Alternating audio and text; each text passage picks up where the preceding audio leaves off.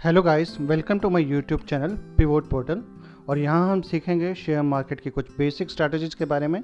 तो चलिए शुरू करते हैं। तो आज का हमारा टॉपिक है मूविंग एवरेज। एक बहुत ही पुराना टूल है और हर तरह के स्टॉक्स और इंडेक्स पे यूज़ किया जा सकता है। आज का हमारा एजेंडा है, सबसे पहले हम जानेंगे मूविंग एवरेज है क्या, उसे कैसे प्लॉट कर सकते हैं, क्या इंट्राडे स्ट्रैटेजी है, कुछ स्टॉक्स भी जानेंगे, देखेंगे और मनी मैनेजमेंट भी जानेंगे। सबसे बड़ा कन्फ्यूज़न यही है कि कब स्टॉक को ख़रीदा जाए, कब बेचा जाए या उसे होल्ड किया जाए, ताकि आप, मैं, हम सब एक अच्छा प्रॉफिट कमा सकें। तो शुरू करते हैं। तो मूविंग एवरेज है क्या? ये एक टेक्निकल टूल है जिसकी हेल्प से हम किसी भी स्टॉक का डायरेक्शन, उसका ट्रेंड जान सकते हैं। इससे एनालिसिस कर सकते हैं कि भाई आने वाले टाइम में स्टॉक ऊपर जाने के चांसेस हैं या नीचे जाने के चांसेस हैं। ये एक बहुत ही कैलकुलेटेड आइडिया है ट्रेंड जानने का। इसके हेल्प से हम पता लगा सकते हैं कि स्टॉक का रेजिस्टेंस क्या है, उसके सपोर्ट क्या है। और जब तक आपको सब स्टॉक का रेजिस्टेंस और सपोर्ट नहीं पता होगा तो आप उसके अंदर प्रॉफिट नहीं गेन कर सकते हैं। बेसिकली दो तरह की मूविंग एवरेज यूज़ होती हैं, सिंपल मूविंग एवरेज और एक्सपोनेंशियल मूविंग एवरेज।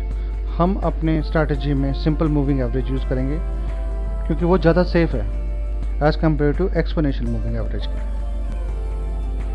तो आइए अब देखते हैं कि मूविंग एवरेज को चार्ट पे प्लॉट कैसे करेंगे। सबसे पहले हम अपने टर्मिनल पे लॉगिन करेंगे। मैं ज़ीरोधा का यूज़ करता हूँ, आप हो सकता है अपस्टॉक्स का यूज़ करते हों, फायर्स का यूज़ करते हों, उससे कोई फ़र्क नहीं पड़ता। हमें बस एक मेथड जानना है कि हमें ये स्टडी अप्लाई कैसे करनी है। तो मैं अपनी ज़ीरोधा काइट पे लॉगिन करूँगा। उसके बाद हम एक स्टॉक सेलेक्ट करेंगे और उस स्टॉक का चार्ट खोलेंगे। ये जो सेटिंग है ये सेव भी हो सकती है उस चार्ट के लिए और सभी चार्ट्स के लिए मैं आपको दिखाऊंगा। तो हम जब स्टडीज़ में जाएंगे उसके बाद उसमें से हम मूविंग एवरेज को सिलेक्ट करेंगे और उस चार्ट पे अप्लाई कर देंगे, उस पर डन कर देंगे। एक बार ये सेटिंग चार्ट पे अप्लाई हो गई तो आने वाले जितने भी चार्ट आप खोलेंगे, जब तक कि आप उससे लॉग आउट नहीं होते, तो सब पे यही सेटिंग अप्लाई होगी, यही स्टडी अप्लाई होगी। तो देखते हैं, कुछ बेसिक सेटिंग्स हैं, हमें अभी वो चेंज करने की कोई ज़रूरत नहीं है। आने वाले टाइम में आप अपने, जब आपको थोड़ा इसका आइडिया हो जाएगा, अपने हिसाब से इसको चेंज कर सकते हैं। तो ये बेसिक सेटिंग्स हैं स्क्रीन पे, हमें इसको कोई चेंज नहीं करना है और इस पर अप्लाई कर देना है। तो आइए अब आते हैं स्ट्रैटेजी पे। सबसे पहले हमें एक ट्रेंडिंग स्टॉक ढूंढना है। इसका मेथड मैं आपको बाद में बताऊंगा आने वाली वीडियोस में। जिस ट्रेंडिंग स्टॉक को अपनी वॉच लिस्ट में डालना है और 5 मिनट का कैंडल का टाइम फ्रेम होना चाहिए। उस पर 50 मूविंग एवरेज की स्टडी अप्लाई करनी है और जब भी कैंडल की विक मूविंग एवरेज को टच हो, आप तैयार रहिए बाय करने के लिए या सेल करने के लिए। कंडीशंस आपके स्क्रीन पे हैं, लिखी हुई हैं। फिर भी मैं एक बार उसको बता देता हूँ। जब भी कोई कैंडल टच करे उसके बाद पिछली 5 कैंडल का जो हाईएस्ट पॉइंट है उससे ऊपर प्राइस जाने पे उसे बाय करेंगे। यही कंडीशन सेल के लिए है। जो पिछली 5 कैंडल हैं उसका सबसे लो को ब्रेक करने के बाद उसे सेल करेंगे। और जो स्टॉप लॉस होगा वो ट्रिगर कैंडल का मूविंग एवरेज पर टचिंग पॉइंट रहेगा।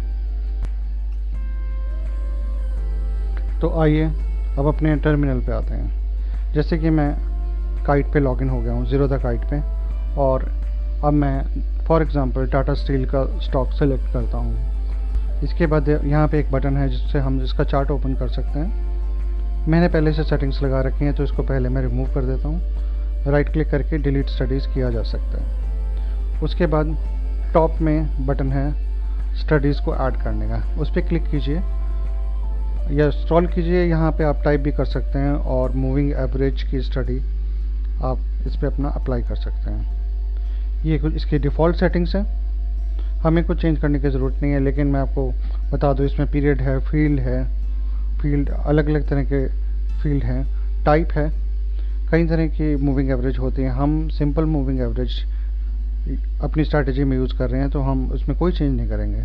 हम मूविंग एवरेज का कलर भी चेंज कर सकते हैं, आप अपनी पसंद का कलर कर सकते हैं। मैंने रेड किया और उसके बाद इसको डन कर दीजिए। जब ये एक बार अप्लाई हो गई तो अब आप यहाँ पे देखिए, ये 1:25 के आसपास इसने मूविंग एवरेज को टच किया और यहीं से मेरी कंडीशन अप्लाई हो जाती है। उससे पहले भी टच किया है, लेकिन मैं आपको एक जो क्लियर एंट्री है वो दिखाना चाहता हूँ। यहाँ पे देखिए, और अब हम यहाँ ये हमारा स्टॉप लॉस रहेगा और एंट्री पॉइंट पिछली 5 कैंडल का हाईएस्ट पॉइंट पे रहेगा। अब देखिए यहाँ पे 4.45 के आसपास का स्टॉप लॉस है और उससे डबल टारगेट आप आसानी से अचीव कर सकते हैं। ये एक सिंपलेस्ट स्ट्रैटेजी है जिसकी हेल्प से हम बड़ी आसानी से 1:2 का टारगेट अचीव कर सकते हैं। अब जैसे मैं एक दूसरा सेलेक्ट करता हूँ स्टॉक ज़ील का, और इसको हम अपने इसका चार्ट ओपन करते हैं, तो देखिए ये कितने अच्छे तरीके से इसने मूविंग एवरेज को टच किया है सुबह 9:45 के आसपास, और उसके बाद ऊपर ही ऊपर गया। लेकिन पहले हम इसका स्टॉप लॉस और इसका टारगेट देख लेते हैं। तो पिछली 5 कैंडल के हाई के ऊपर हमने बाय करना था और स्टॉप लॉस रहना था जो मूविंग एवरेज को जिस कैंडल ने टच किया है उसका लो, और बड़ी आसानी से 1:2 का टारगेट इसमें अचीव हो रहा है।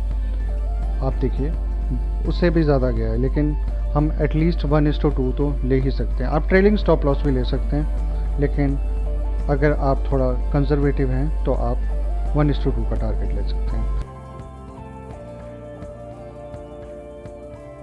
भारतीय एयरटेल लीजिए, और अगर हम इसको प्लॉट करें तो देखिए ये कितने अच्छे से इसने 12:45 के आसपास उसको मूविंग एवरेज को टच किया है और उसके बाद इसने ऊपर की तरफ ही मूवमेंट लिया है। अगर हम कैलकुलेशन करें तो 1:2 का टारगेट इसमें भी बड़ी आसानी से अचीव हुआ है।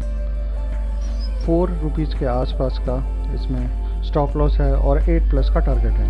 हमारे आने वाली वीडियोस में मैं आपको बताऊंगा कि इसके लिए, इस स्ट्रैटेजी के लिए स्टॉक्स कैसे सिलेक्ट करने हैं, कौन से स्टॉक ट्रेंडिंग हैं, कौन से नॉन ट्रेंडिंग हैं। ये बहुत ही आसान तरीका है, बस आपको थोड़ा ध्यान, थोड़ा टाइम देने की ज़रूरत है। तो मैं आप सबका धन्यवाद करता हूँ अपना टाइम देने के लिए, इस वीडियो के लिए, और गुड लक, और उम्मीद करता हूँ कि आप इससे अच्छा पैसा कमाएंगे। Thank you.